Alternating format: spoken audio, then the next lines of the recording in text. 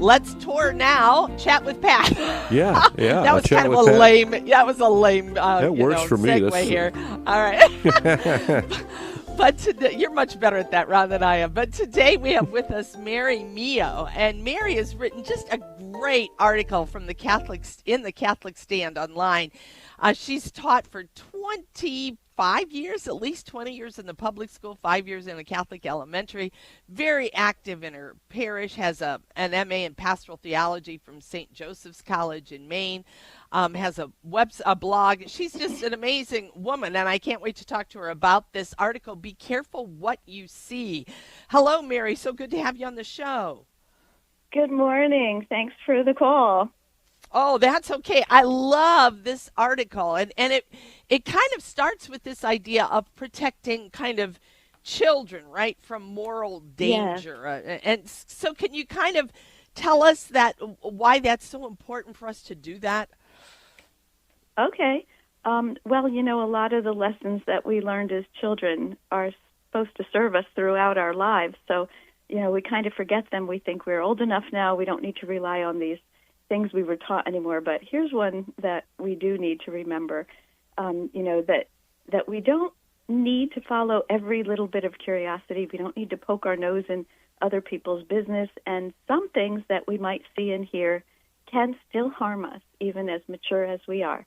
They can harm us emotionally and certainly spiritually, right? If they're harming the way we're looking at the world. So that was my thought as I began writing the article. And I love that because I think so often we think, well, I want to know the truth about something, and so we use curiosity as a way to kind of to say, well, I'm just looking for the truth. We're it's more than that. We're not really just looking for truth. So a lot of people talk about, is curiosity a virtue or isn't it? And certainly we can discuss that. But I'm really more interested in what you wrote about, in the sense of, you talk about a fine line when we talk about curiosity. So that means there has to be some good things to it, but some bad things too. So tell us about that. Okay. Well, the good things, as a former teacher, I can tell you that if a child is curious, then they will learn so much faster. And we as adults, too, if we're interested in something, we're going to learn about it much more quickly. And that can be a very good thing, because when we learn about our neighbor's struggles and it inspires us to help them in some way, then that curiosity was a very good thing. And, it's nice to show interest in others, right? We always feel better when somebody wants to know about us. But that we cross that line when it becomes just about maybe entertaining ourselves even with learning more about that, or we get kind of hooked on a news story the same way people used to get hooked on soap operas, or on, when you binge on a television show that you can watch now on Netflix or wherever you might stream it. So, it becomes more about me, more about what I'm getting, as maybe the thrill I'm getting, or, some sort of satisfaction I'm getting out of reading this story. And that's more when it becomes something that comes on every day. There's an update about it, and when it's very negative. And it might be that it's okay for the news publishers to put that out there because it's relevant news, but it might be that I need to monitor, when am I just watching this too much? When am I looking for every gory detail, or, poking into someone else's business? So that's the line that we cross. And to put it into specific examples, I didn't mention the name Charlie Kirk in my article because I didn't want to capitalize. But you could see, where I was going with that. Yep. Mm-hmm. Yeah, there had been a video of, something that really we have no business seeing. That's a private thing, and, you don't need to watch a murder in progress. So that was very upsetting to me. I didn't see it, and if I thought to myself, if I did see anything, I wouldn't look at it, because I know that would not be good for me, and it wasn't right. It wasn't respectful to him. So that's certainly an egregious crossing of that line of when curiosity becomes unhealthy for everybody. So that's where that went.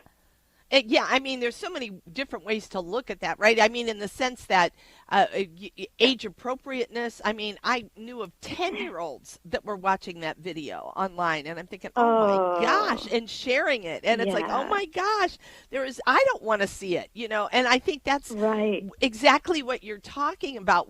Why would you need to see that, right? I mean, Yes, and you kind of try to help us kind of fight our way through that, and to yeah, know when is this appropriate for me to pursue something and when isn't it, right? And so right. and can you so you mentioned the idea of are we just kind of being nosy? Are there any other kinds of things that help us know uh, to discipline our curiosity? Sure. As I was reading through, doing a little research, I always do a little research before I write an article, and I Sure. came across this wonderful article by Father Thomas or Father Patrick Briscoe. I don't know if you follow him at all, but No. he writes about Thomas Aquinas. And Oh, I my knew favorite. that in my early training, right, going back to our childhood, I Hmm. had heard about something called sinful curiosity. And I Yep. thought, certainly these things that I'm seeing are sinful curiosity. They're appealing to our sense of that. So I found that there are, um, I don't know if they list this way in the catechism, but Father Briscoe lists 4 areas when curiosity is morally questionable.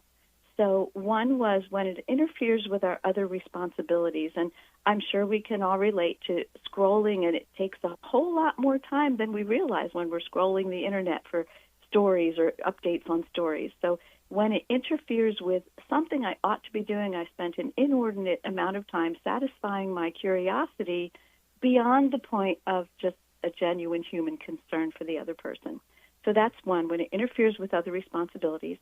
The second is when we seek information from what he calls unlawful teachers. So think about the internet. How reliable is that always? Oh, It's not yeah. always. And often the update we find is something that's either worded in a bombastic way that makes it sound worse than it is, or Yep. just attracts sensationalism, or it's just plain wrong. Yep. So when we seek information from a source that is questionable, when we fail to refer our study back to our ultimate goal, and as Christians, what is our ultimate goal? It's heaven.